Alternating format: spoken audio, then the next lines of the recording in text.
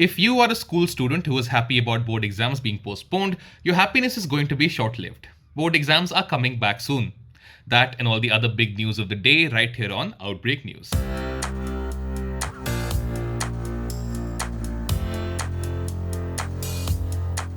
The Central Board for Secondary Education announced today that pending board exams for Class 10 and 12, which were postponed in the wake of the coronavirus pandemic, will be held between July 1st and 15th. A detailed schedule of the exact dates of the exams will be released soon.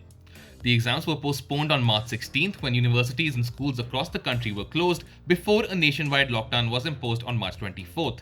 The same lockdown has now been extended to May 17th. The United Nations has warned that over 190,000 people could die from COVID-19 in Africa during the first year of the pandemic if containment measures fail.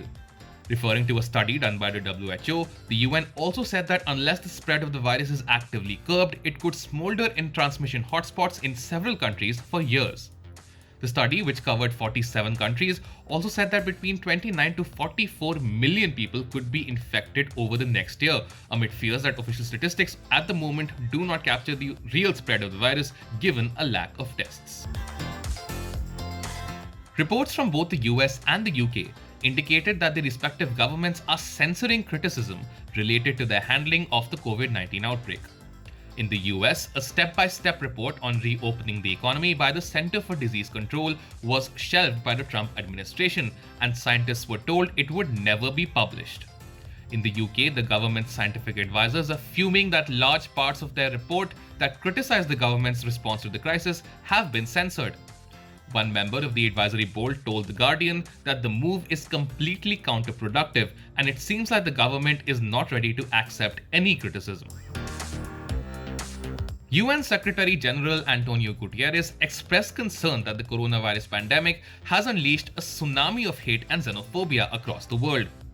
He called for an end to all hate speech, including scapegoating and scaremongering. The UN chief also said that anti-foreigner sentiments have surged in the wake of the disease, both online and offline. He also noted that anti-Semitic and anti-Muslim conspiracy theories and attacks have been spread.